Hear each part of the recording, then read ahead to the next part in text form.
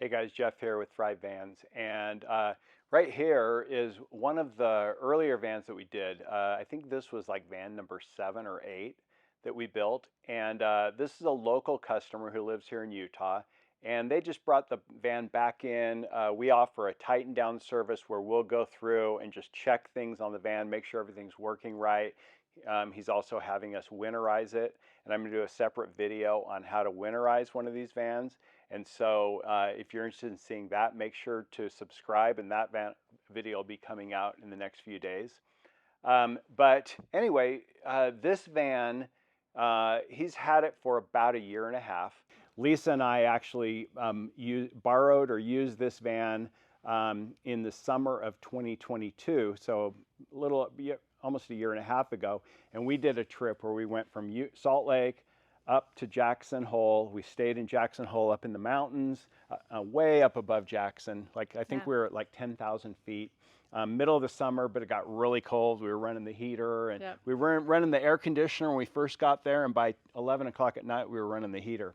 And then we continued on up to Bozeman, Montana for a couple of days, over to Sun Valley, Idaho. It's beautiful country. Yeah. And then back down to Twin Falls, Idaho, where Lisa's sister lives, spent a couple days there, and then back to Salt Lake. So big loop.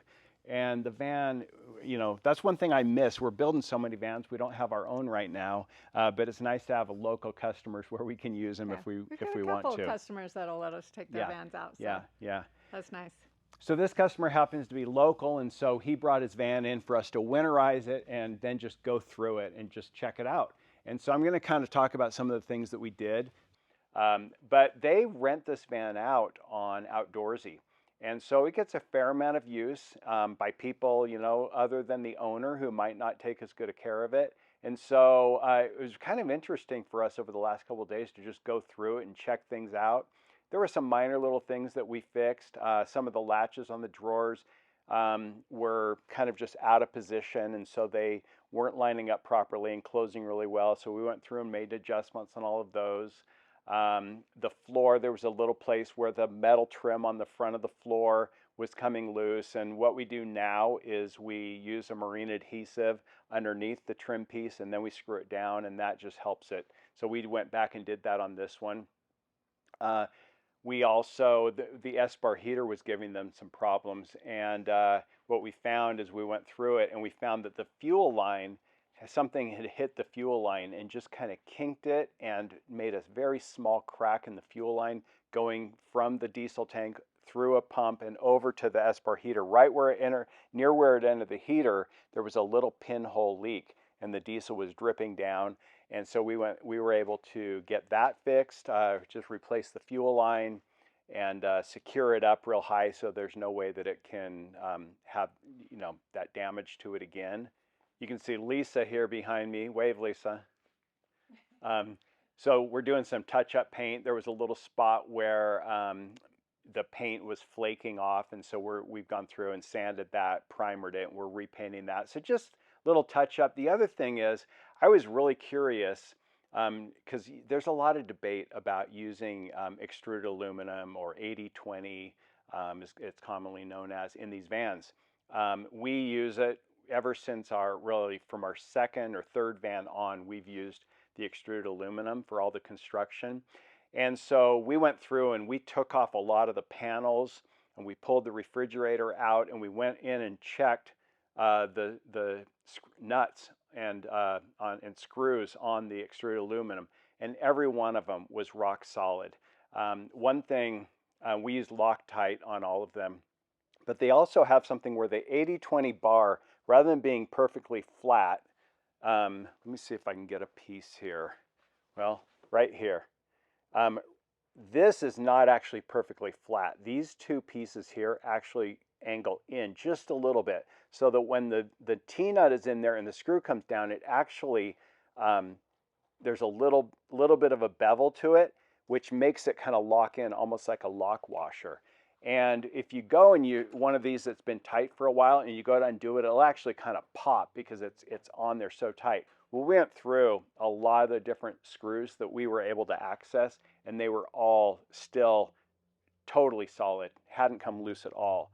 So anybody that tells you that 80/20 comes loose, I'm here to tell you that if it's put together properly, and you use Loctite and everything's tightened down in the first place, it's not going to come loose. It's rock solid. So I was really happy to see that, because this is really the first van that we've had for a year or more out on the road that's got a lot of use, that we've been able to bring it back in and check it.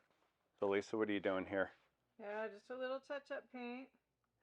We love these lids. I'm going to link to these, because if you do a lot of painting, these lids are so awesome. So they stir, and then you can just pour by pulling that back. It also snaps the cap on with these things so it doesn't come loose and go tossing that way. So they're really great, and we love them. We have them on all our paints.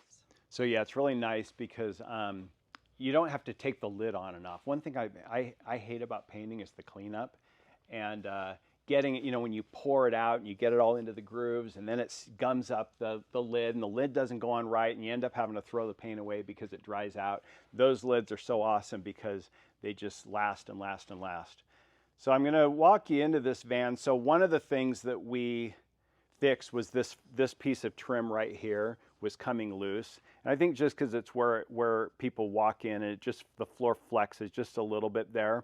And what we started doing about a year ago is we just put a little bit of marine adhesive, a bead of it, across the underside of that, and then put it down, and then put the screws in. And so we did that on this one, across this piece, and also across the front, and it's rock solid now. So we did fix that. What else have we done, Lisa? We just made sure all their panels were secure and tight, and we did some touch-up right there on the bed. Yeah, Lisa touched up right here. I think maybe there had gotten some water on this or something, and it was just, oh gosh, are you freaking kidding me? That was really smart, wasn't it? You have to hit that again. So we just sanded this, reprimed it, and then repainted this trim piece, and now I just touched it, so Lisa's going to have to get the roller while it's really wet, so maybe if you just hit it really quick right now. Anyway, we repainted that. So we just want to keep our customers happy, so really anything that comes up, we're going to stand behind our work. And that's just one little thing. It was a minor thing, and they said we could fix it, but they went ahead and brought it to us, and we're happy to do that. And then the other thing we're going to do is winterize the van for them. We have a new process for winterizing. So I did a video on winterizing a couple of years ago, and I get a lot of questions about it.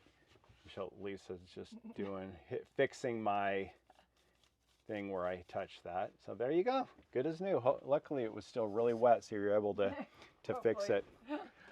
So I get a lot of questions about winterizing. This time of year especially, people start thinking about that.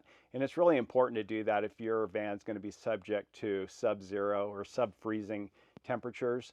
You don't want to have a problem. It's just good preventative maintenance on it.